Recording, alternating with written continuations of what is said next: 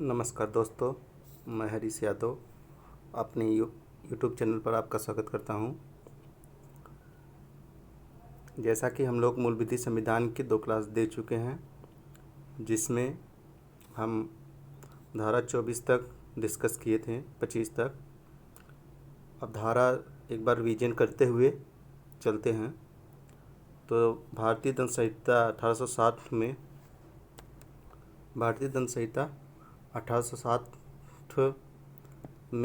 हम लोग धारा 1 में देखे थे, भारतीय दंड संहिता 1860 के नाम और उससे लागू परिवर्तन करने का विस्तार, जो कि 31/10/2019 से इसका विस्तार संपूर्ण भारत में हो गया था। लॉर्ड मैकाले द्वारा यह संहिता तैयार की गई थी, प्रथम बार तैयार किया गया था। 6 अक्टूबर को 1860 को इसे स्वीकृति मिली और 1 जनवरी 1862 में इसे लागू किया गया। इस संहिता में 1860 में 23 अध्याय 511 धाराएँ हैं और इसमें परिभाषा, अपराध के लिए दंड और अपराध की परिभाषा दी गई है। अपराध और अपराध करने वाले के दंड का प्रावधान है।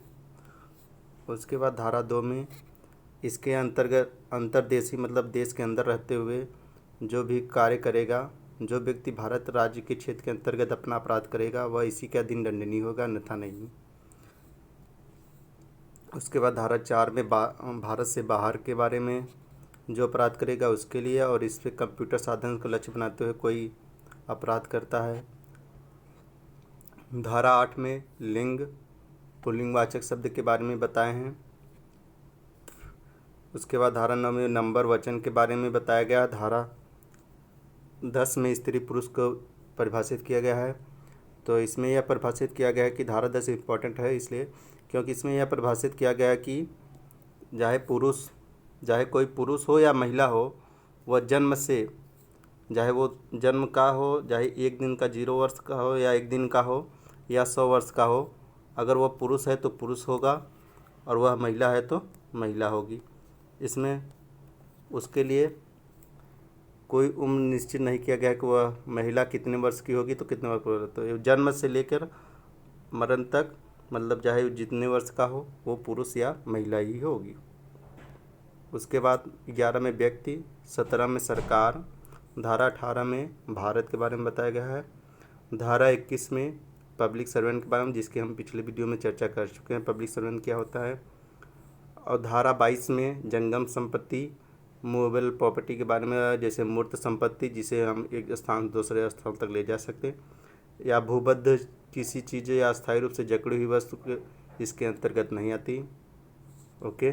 धारा 11 में हम डिसऑनेस्टी के बारे में पढ़े थे, बेईमानी से संबंधित है। बेईमानी में उस व्यक्ति की उपस्थिति में कोई कार्य हो तो बेईमानी की जाएगी। और कपटपूर्वक चीज़, फ्रॉडलिटी धारा 25 में यदि कोई व्यक्ति फ्रॉडलिटी करती है तो उसमें डिसीट, धोखा देता है इंजरी के साथ, क्षति के साथ, सीक्रेटली, मतलब उस व्यक्ति को पता न रहे अगले व्यक्ति को, तो उससे धोखा देना। इंटेंट टू डिफ्रॉड, मतलब डिफ्रॉड करने के इरादे से कोई काम करता है तो कपटपूर्ण कहलाता है। ओके। कपटपूर्ण में धोखा प्लस इंजरी होती है। ओके। ये भी पूछ लिया जाता है कि कपटपूर्ण कैसे होगा, तो धोखा प्लस इंजरी होगी। देखिए इससे कुछ क्वेश्चन आ सकता है, जैसे देखिए कपट के लिए आवश्यक तत्व है, तो कपट के लिए आवश्यक तत्व बेईमानी एवं दुराशय है, या धोखा और बेईमानी है, या धोखा और क्षति है, या सदोष क्षति या सदोष लाभ है। तो इसमें धोखा भी देंगे और उसके बाद क्षति भी पहुंचाएंगे, तो कपट में आ जाएगा। भारतीय दंड संहिता, एक क्वेश्चन पूछा गया है, भारतीय दंड संहिता का समुद्र में क्षेत्राधिकार कितनी दूरी तक है फैला हुआ है, तो यह 12 समुद्री मील तक फैला हुआ है। ओके। भारतीय दंड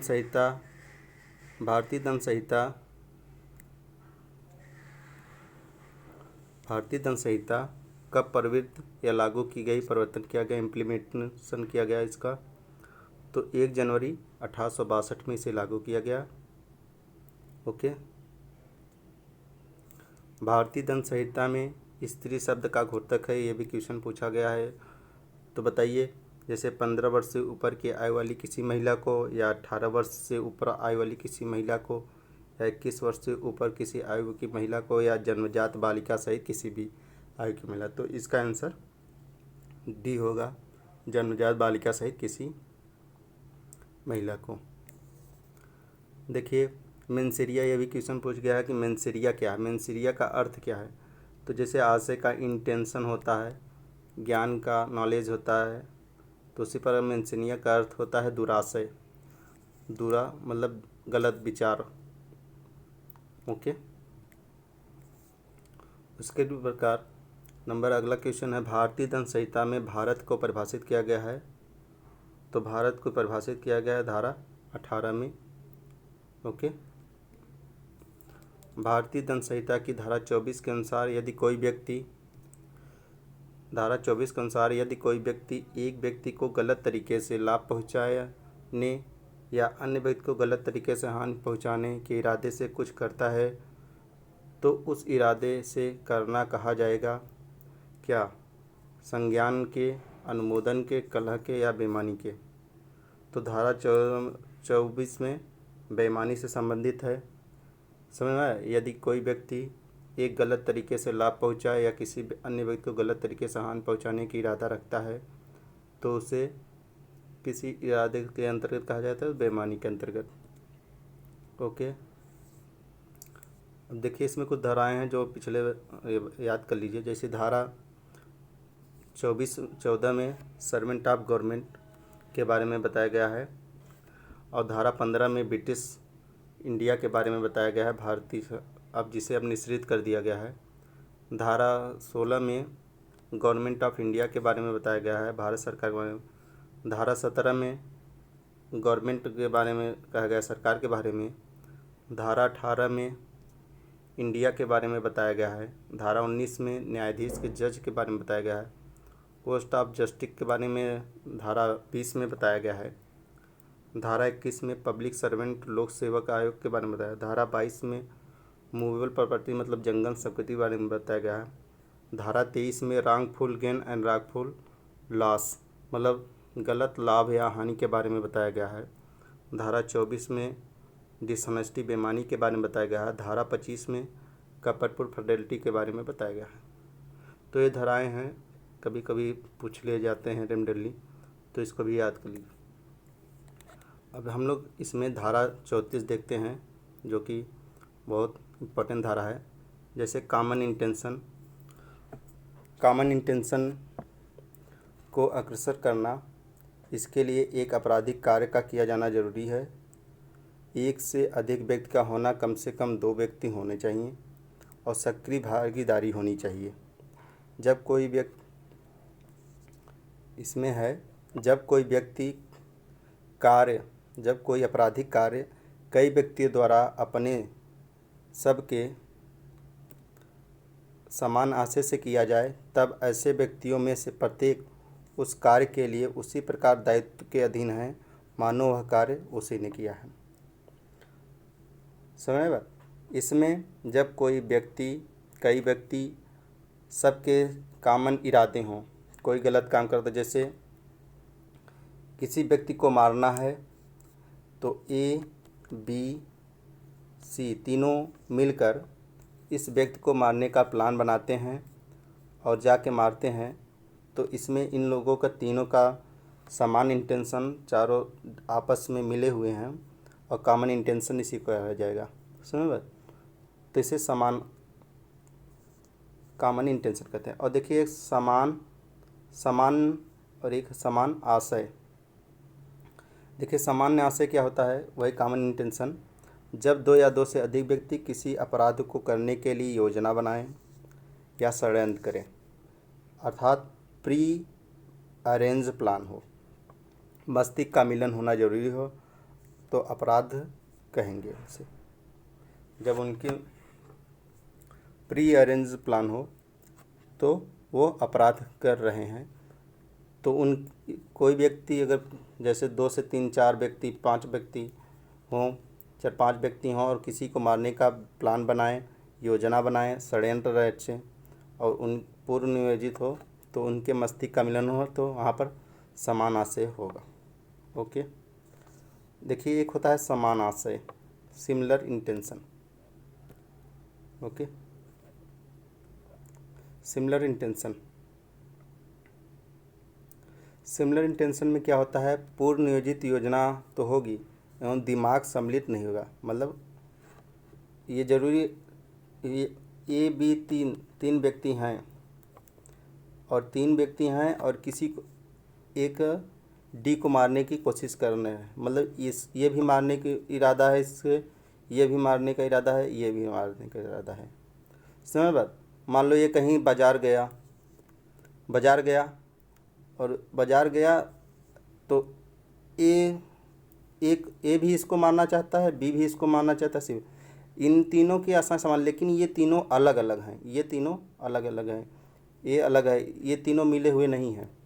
जैसे ए गया डी को मारने तो मानो ये डी मार दिया तो मान लो तब से ये मार के भागने लगा, ये भी पहुंचा, ये भी मार दिया इसको। बाद में ये पहुंचा तो देखा ये मरा हुआ था तो इसको पुलिस ने पकड़ लिया। तो जब मतलब ये भी मारने का आया था तो इसलिए यह पूर्व नियोजित योजना और दिमाग का सम्मिलित नहीं है। ओके, तो जैसे Pandurang VS state of Hyderabad का केस है, जिससे मिस्टर पांडुरंग एंड दो अदर एक व्यक्ति को मारने आए और तीनों के मस्तिष्क समान नहीं, लेकिन उनको अब समान दंड मिलेगा, तीनों को समान दंड मिलेगा, चाहे भले ही वो एक ही मारा हो। ओके, तो इसी को कहते हैं समान आशय।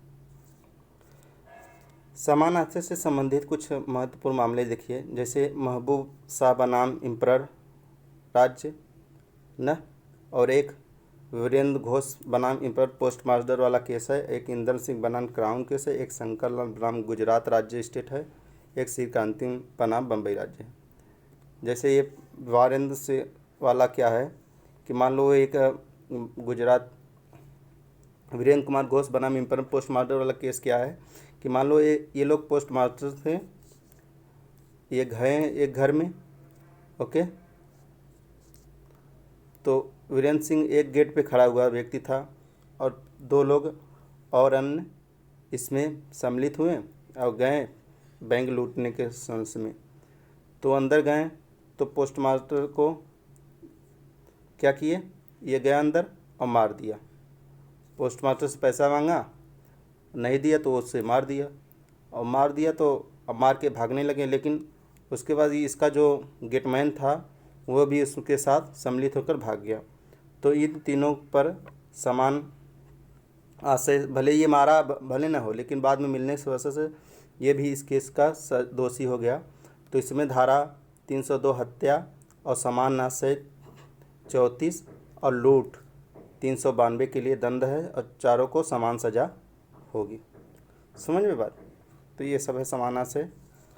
और देखिए समान आशय में धारा 149 में विधिपूर्व जमाव के सदस्य द्वारा समान आशय को अग्रस्त करना, ये बहुत इंपॉर्टेंट धारा है। धारा 141 में हमें विधिपूर्व जमाव के बारे में बताया गया। धारा 141 में सदस्य, धारा 149 में विधिपूर्व जमाव के सदस्यों द्वारा समान आशय कॉमन ऑब्जेक्ट की ओर अग्रसर करना है। और धारा 41 में अनलॉफुल असेंबल, मतलब 5 या 5 से अधिक व्यक्तियों का जमाव विधिपूर्व जमाव कहा जाएगा। और धारा 34 में आईपीसी की धारा 143, जो कोई व्यक्ति विधिपूर्व जमाव का सदस्य होगा वह दोनों में से किसी भांति का कारावास जिसकी अवधि 6 माह या जुर्माना दोनों हो सकता है। तो जो भी व्यक्ति विधिपूर्व जमाव का सदस्य होगा वह दोनों में से किसी भी कारावास के धारा 100 विधिपूर्व जमाव के लिए धारा 143 में सजा दिया गया है। धारा 141 में विधिपूर्व जमाव के बारे में परिभाषित किया गया है, 5 या 5 व्यक्ति का होना जरूरी हो, कम से कम 5 व्यक्ति, अधिक से अधिक कुछ भी हो। धारा 149 में विधिपूर्व जमाव समान उद्देश्य की ओर अग्रसर करना कोई आपराधिक कार्य किया जाना या कम से कम 5 या 5 से अधिक व्यक्ति का होना जरूरी है। इसमें कुछ केस हैं, जैसे मोतीदास बिहार राज्य, ओके, और उसके बाद इसमें क्या है, Ramvilas Singh PS state Bihar, okay.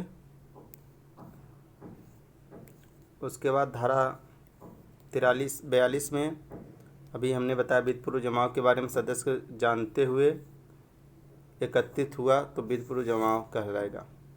धारा 42 में वित्तपूर्व जमाव का सदस्य होना जानते हुए कि एकत्रित हुआ वित्तपूर्व जमाव कहलाएगा।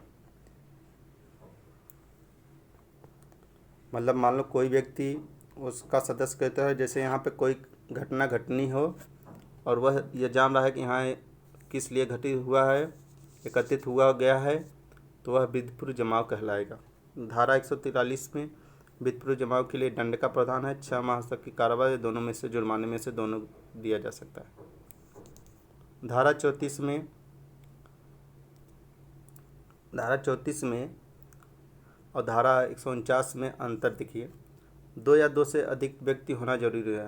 धारा 34 में सामान्य नियंत्रण में 2 या 2 से अधिक व्यक्ति हो, लेकिन धारा 149 में 5 या 5 से अधिक व्यक्ति होना जरूरी है वित्तपूर्व जमाव होना। समान आशय एवं सक्रियधारी भागी हो और इसमें समान उद्देश्य हो, कॉमन उद्देश्य हो। समझ बात। ये एक सिद्धांत बताती है कि इसका कोई दंड नहीं है, लेकिन धारा 149 में एक अपराध है और इससे 49 में 141 में सम्मिलित 143 में दंड है। अगर वित्तपूर्व जमाव है तो इसमें सभी को सज़ा मिलेगी, लेकिन ये इससे यह सिद्ध नहीं होगा कि इसमें सज़ा मिलेगी कि नहीं मिलेगी, अगला व्यक्ति इसका दोषी है कि नहीं है, ओके। लेकिन इसमें जो भी वहाँ रहेगा वो उसका सज़ा का दोषी रहेगा।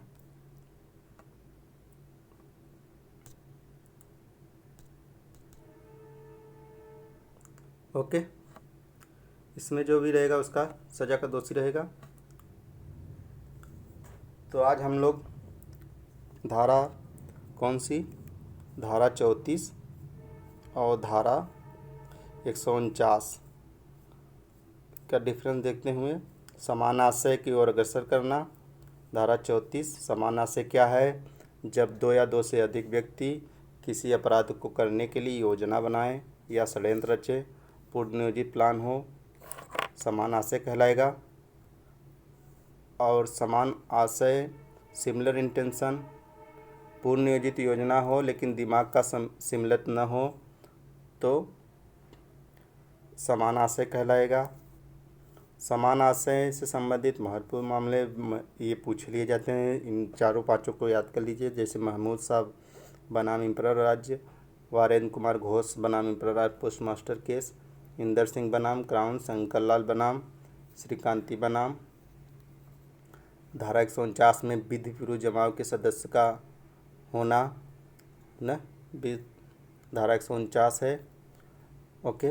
धारा 149 में धारा 141 के बारे में बताया गया है कि वित्तपूर्व जमाव क्या होता है। वित्तपूर्व जमाव के लिए 5 या 5 से अधिक व्यक्ति को होना जरूरी हो, ओके। धारा 143 में वित्तपूर्व जमाव के लिए दंड का प्रावधान किया गया है, वहाँ दोनों में से किसी भी बात के कारावास, 6 माह का कारावास या जुर्माना या दोनों दिया जा सकता है। धारा 149 में भी अभी बताया है, इसका 3-4 केस है, ओके। मोतीदास बिहार राज्य, as assembly which was unlawful and when it assemble में subsequently become unlawful, pre concert of mind required is not. मतलब ये ज़रूरी नहीं है कि उनका जो दिमाग है पहले से ही प्री कंसर्ट है ना, ज़रूरी नहीं है कि वित्तपूर्व जमाव तो है, समान उद्देश्य की ओर अग्रसर तो हुए हैं, लेकिन कोई आपराधिक कार्य किया जाना है और कम से कम 5 अधिक व्यक्ति होना जरूरी है, तो ये धारा वित्तपूर्व जमाव है। और pre concert mind not required, जरूरी नहीं है कि उन लोगों का दिमाग मिला हुआ हो, 4-5 का, तो किसी भी व्यक्ति का दिमाग या कोई assemble which is not unlawful and when it is assemble में subsequently become unlawful, pre concern of mind not required. Pre concern of mind की ज़रूरत नहीं है। ओके, मोतीदास बनाम। इसी प्रकार रामविलास सिंह स्टेट बनाम में ये केस है, if number of person reduce less than 5 in section 141 become inapplicable. जैसे विधिपूर्व जमाव तो है, ज़रूरी है कि मान लो कि 4-5 व्यक्ति थे, विधिपूर्व जमाव में थे, और कोई व्यक्ति, उसमें सज़ा तो चारों पांचों को होगी, और कोई बच के भाग गया तो उसको भी उसकी सज़ा होगी। But if there is an indication that some unidentified person were involved in crime then it can be applied. मतलब कोई ऐसा भी व्यक्ति है जो उस घटना स्थल पे उपस्थित हो गया और उसको पकड़ा गया, तो वो भी उस घटना स्थल के पर जो पकड़ा गया उसी दंड के तहत दंडनीय होगा, अपराधी होगा। ओके, तो धारा ये सब बता दिए हैं, इसमें हम लोग बताए हैं।